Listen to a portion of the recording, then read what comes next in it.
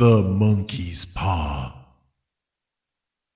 Written by William Y. Mark Jacobs. Without, the night was cold and wet, but in the small parlor of Laburnum Villa, the blinds were drawn and the fire burned brightly. Father and son were at chess. The former, who possessed ideas about the game involving radical changes, putting his king into such sharp and unnecessary perils that it even provoked comment from the white-haired old lady knitting placidly by the fire. "Hark at the wind," said Mr. White, who, having seen a fatal mistake after it was too late, was amiably desirous of preventing his son from seeing it. "I'm listening," said the latter, grimly surveying the board as he stretched out his hand. "Check." "I should hardly think that he'd come tonight," said his father, with his hand poised over the board. "Mate," replied the son. "That's the worst of living so far out," bawled Mr. White, "with sudden and unlooked-for violence. Of all the beastly, slushy, out-of-the-way places to live in, this is the worst. Pathways a bog, and the roads a torrent. I don't know what people are thinking about.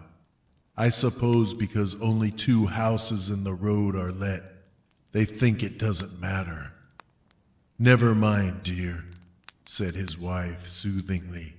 "Perhaps you'll win the next one." Mr. White looked up sharply, just in time to intercept a knowing glance between mother and son. The words died away on his lips, and he hid a guilty grin in his thin gray beard. "There he is," said Herbert White, as the gate banged to loudly and heavy footsteps came toward the door. The old man rose with hospitable haste, and opening the door, was heard condoling with the new arrival.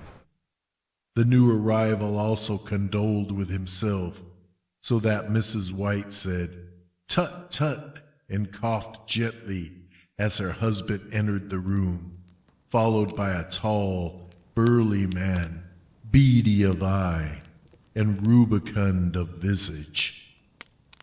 "Sergeant Major Morris," he said, introducing him. The sergeant major shook hands, and taking the proffered seat by the fire, watched contentedly while his host got out whiskey in tumblers and stood a small copper kettle on the fire. At the 3rd glass his eyes got brighter, and he began to talk, the little family circle regarding with eager interest this visitor from distant parts, as he squared his broad shoulders in the chair and spoke of wild scenes and doughty deeds, of wars and plagues and strange peoples. 21 years of it," said Mr. White, nodding at his wife and son. "When he went away, he was a slip of a youth in the warehouse. Now look at him." "He don't look to have taken much harm," said Mrs. White, politely. "I'd like to go to India myself," said the old man, "just to look round a bit, you know." "Better where you are," said the sergeant major, shaking his head. He put down the empty glass and, sighing softly, shook it again. "I should like to see those old temples and fakirs and jugglers," said the old man. "What was that you started telling me the other day about a monkey's paw or something, Morris?" "Nothing," said the soldier hastily. "Leastways, nothing worth hearing." "Monkey's paw?" said Mrs. White, curiously. "Well, it's just a bit of what you might call magic, perhaps," said the sergeant major, offhandedly. His three listeners leaned forward eagerly. The visitor absent-mindedly put his empty glass to his lips and then set it down again. His host filled it for him. "To look at," said the sergeant major, fumbling in his pocket. "It's just an ordinary little paw, dried to a mummy." He took something out of his pocket and proffered it. Mrs. White drew back with a grimace, but her son, taking it, examined it curiously. "And what is there special about it?" inquired Mr. White as he took it from his son, and having examined it, placed it upon the table. "It had a spell put on it by an old fakir," said the sergeant major, "a very holy man. He wanted to show that fate ruled people's lives, and that those who interfered with it did so to their sorrow. He put a spell on it so that 3 separate men could each have 3 wishes from it."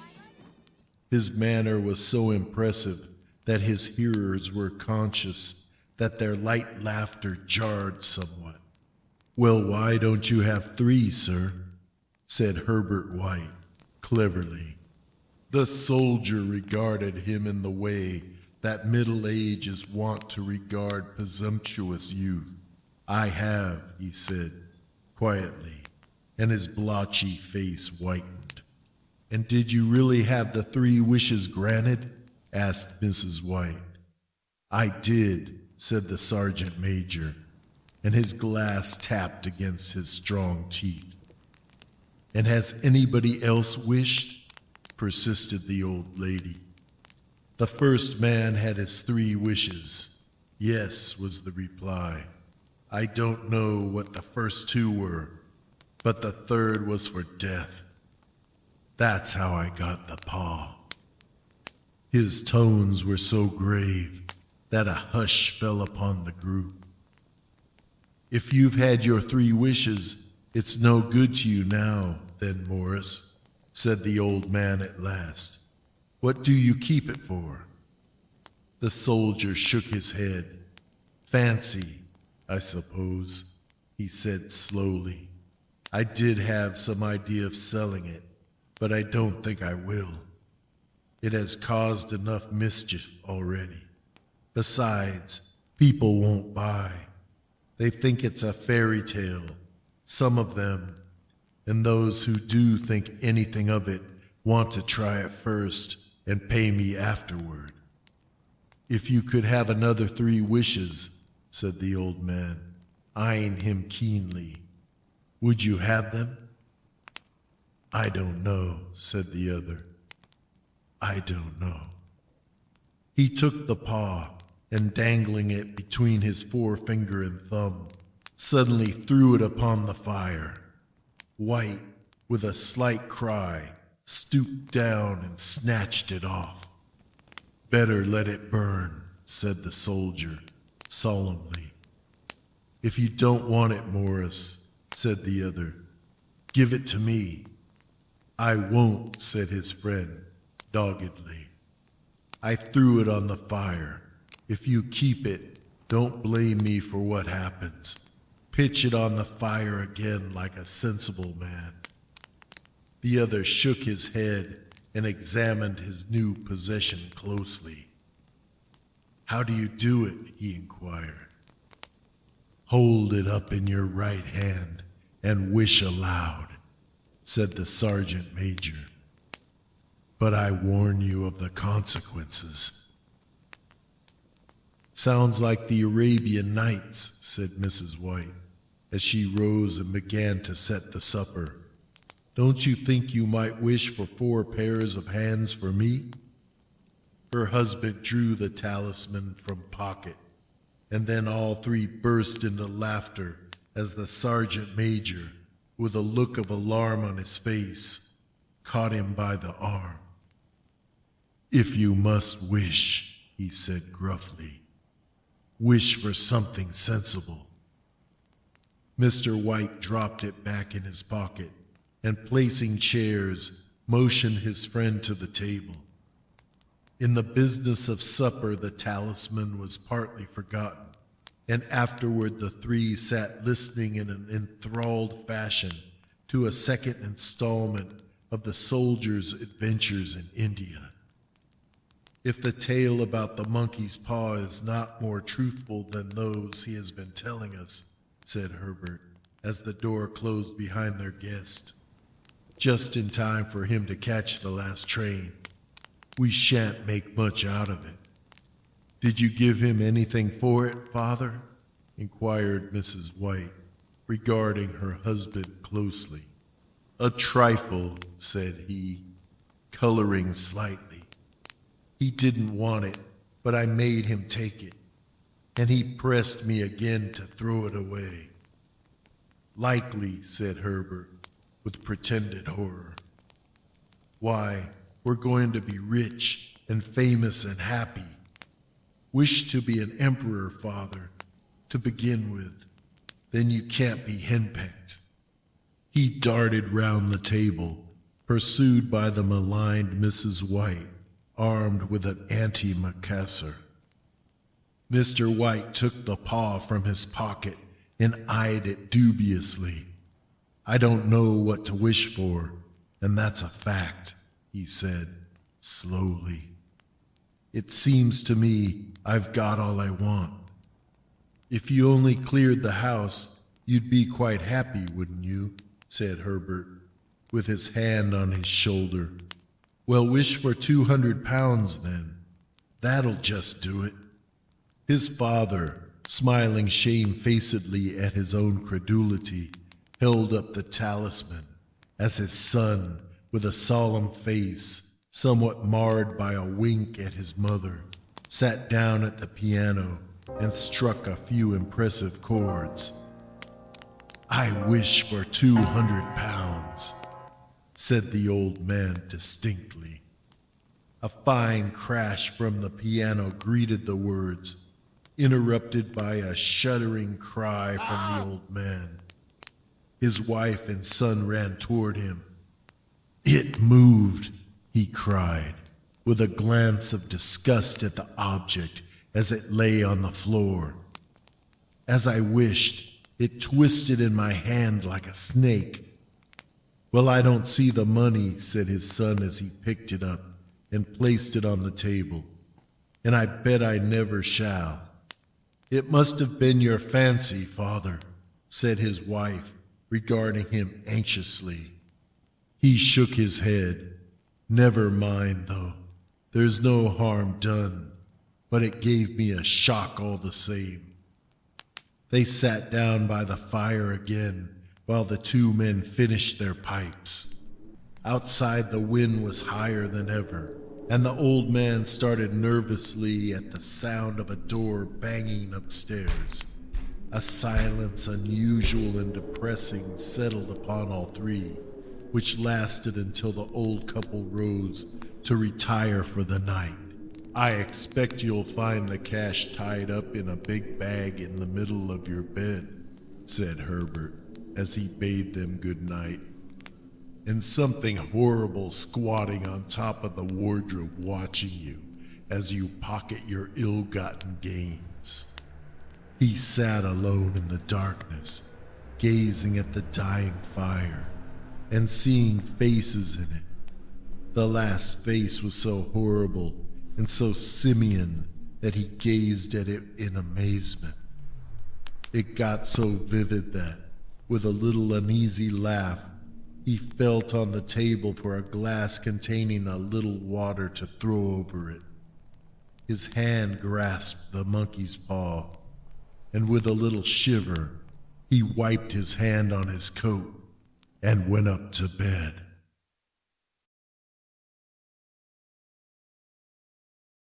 In the brightness of the wintry sun next morning, as it streamed over the breakfast table, he laughed at his fears. There was an air of prosaic wholesomeness about the room, which it had lacked on the previous night, and the dirty, shriveled little paw was pitched on the sideboard with a carelessness which betokened no great belief in its virtues. I suppose all old soldiers are the same, said Mrs. White. The idea of our listening to such nonsense.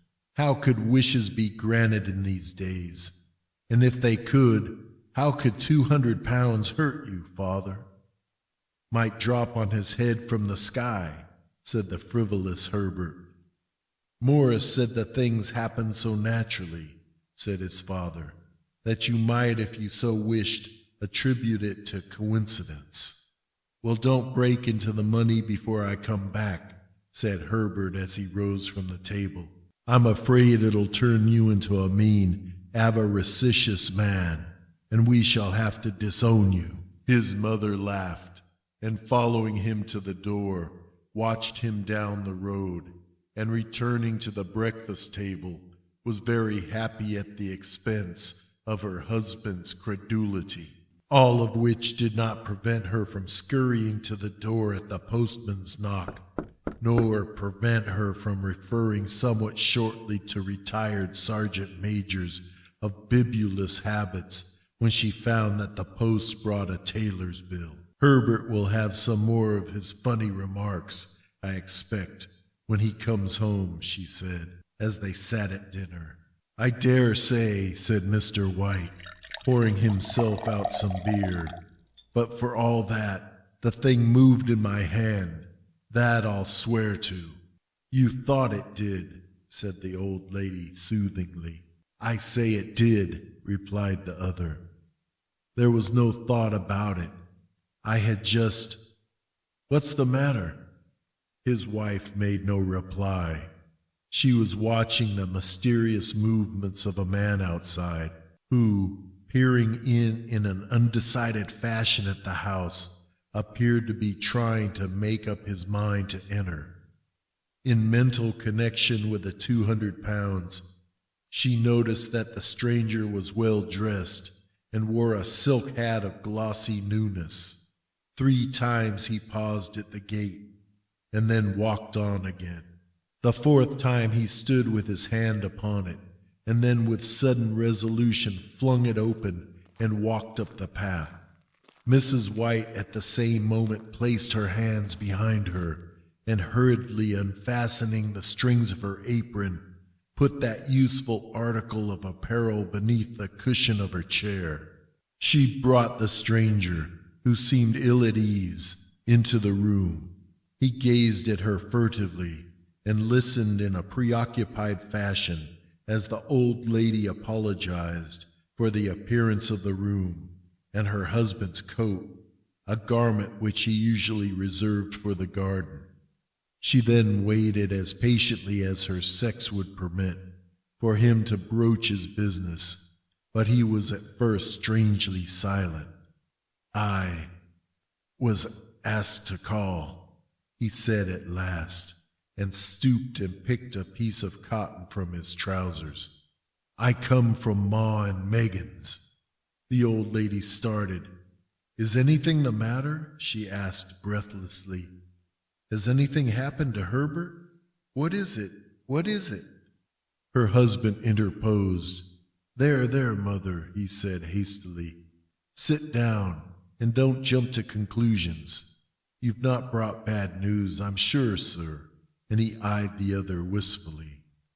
I'm sorry, began the visitor. Is he hurt? Demanded the mother wildly. The visitor bowed in assent. Badly hurt, he said quietly, but he is not in any pain. Oh, thank God, said the old woman, clasping her hands. Thank God for that.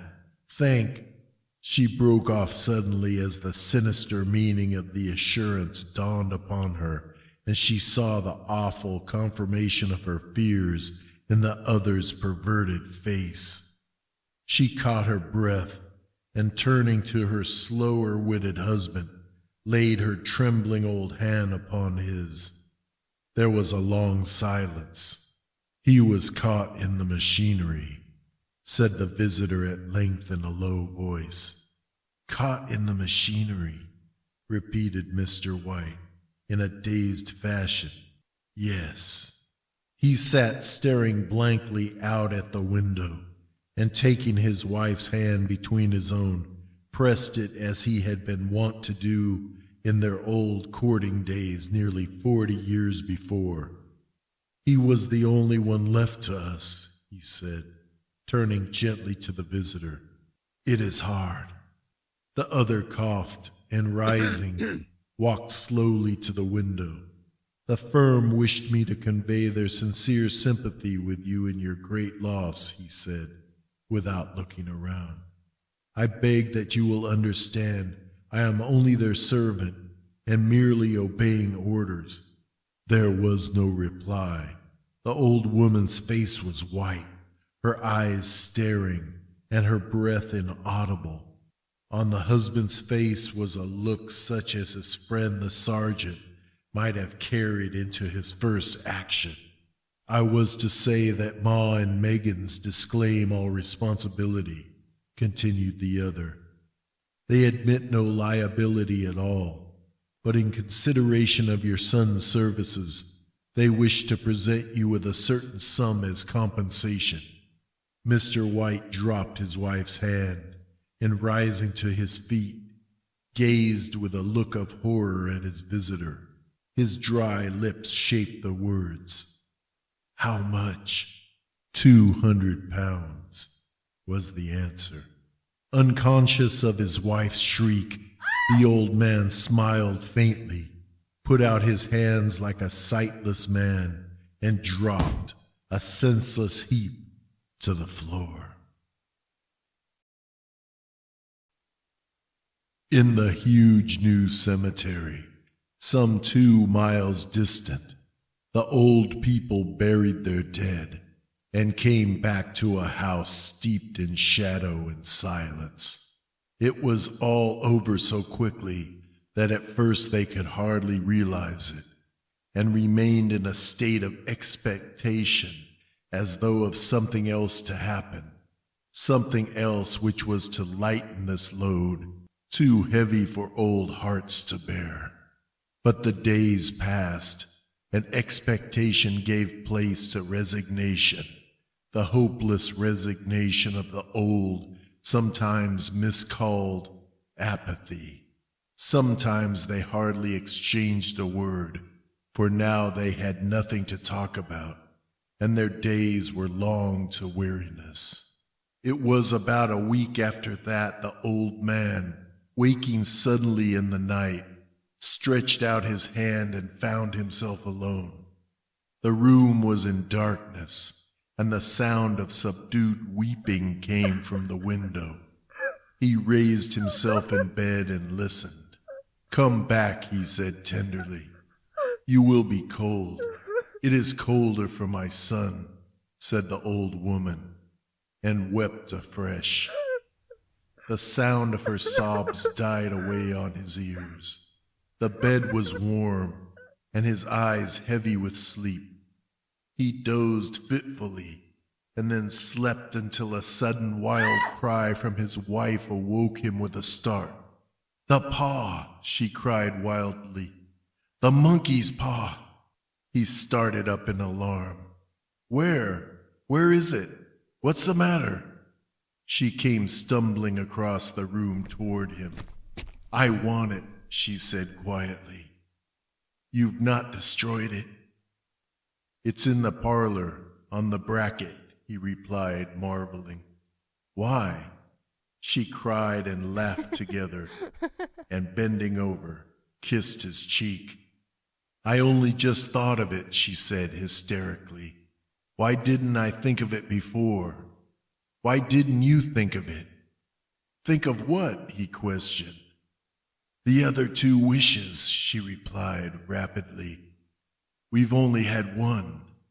"Was that not enough?" he demanded fiercely. "No," she cried triumphantly. "We'll have one more. Go down and get it quickly, and wish our boy alive again." The man sat up in bed and flung the bedclothes from his quaking limbs. "Good God, you are mad," he cried, aghast. "Get it," she panted. "Get it quickly, and wish. Oh, my boy, My boy. Her husband struck a match and lit the candle. Get back to bed, he said unsteadily. You don't know what you are saying. We had the first wish granted, said the old woman feverishly. Why not the second? A coincidence, stammered the old man. Go and get it and wish, cried his wife, quivering with excitement. The old man turned and regarded her, and his voice shook. He has been dead 10 days, and besides I would not tell you else, but I could only recognize him by his clothing. If he was too terrible for you to see then, how now? Bring him back, cried the old woman, and dragged him toward the door. Do you think I fear the child I have nursed? He went down in the darkness and felt his way to the parlor, and then to the mantelpiece.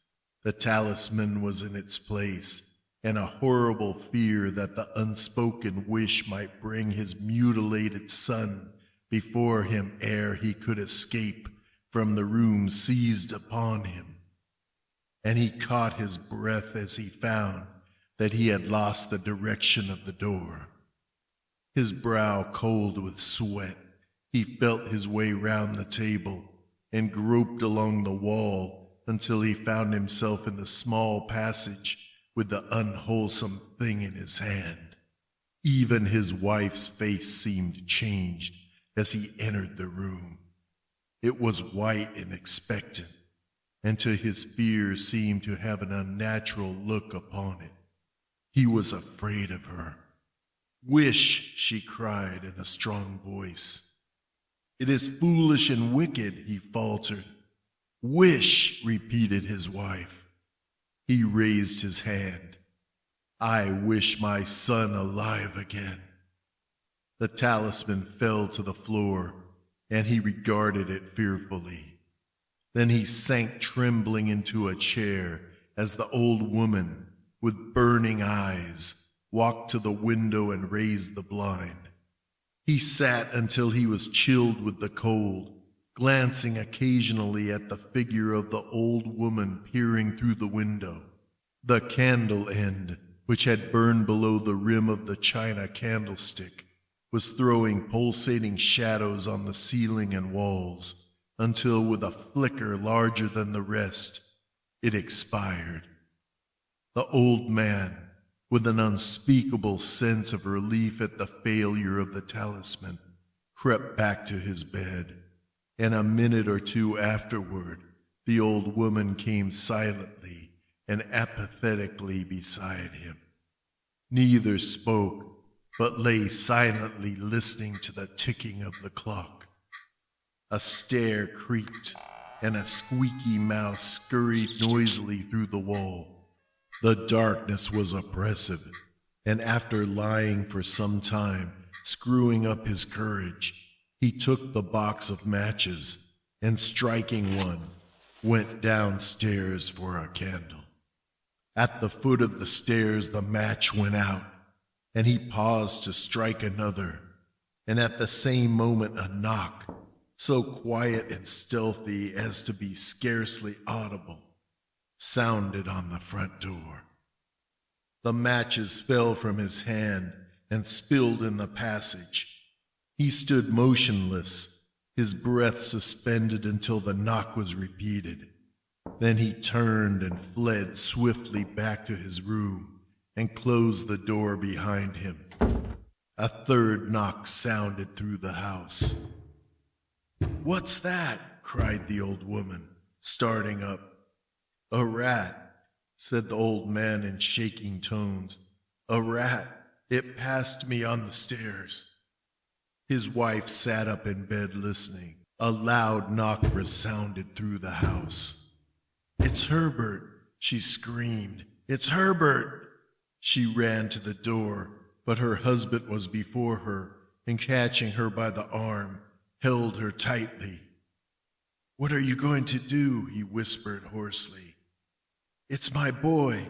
It's Herbert," she cried, struggling mechanically. I forgot it was 2 miles away. What are you holding me for? Let go. I must open the door. For God's sake, don't let it in, cried the old man, trembling. You're afraid of your own son, she cried, struggling. Let me go. I'm coming, Herbert. I'm coming. There was another knock, and another. The old woman with a sudden wrench broke free and ran from the room. Her husband followed to the landing and called after her appealingly as she hurried downstairs. He heard the chain rattle back and the bottom bolt drawn slowly and stiffly from the socket. Then the old woman's voice, strained and panting. The bolt, she cried loudly. Come down. I can't reach it. But her husband was on his hands and knees, groping wildly on the floor in search of the paw. If he could only find it before the thing outside got in. A perfect fusillade of knocks reverberated through the house, and he heard the scraping of a chair as his wife put it down in the passage against the door. He heard the creaking of the bolt as it came slowly back. And at the same moment he found the monkey's paw and frantically breathed his third and last wish. The knocking ceased suddenly, although the echoes of it were still in the house. He heard the chair drawn back and the door opened. A cold wind rushed up the staircase, and a long, loud wail of disappointment and misery from his wife gave him courage to run down to her side and then to the gate beyond. The street lamp flickering opposite shone on a quiet and deserted road.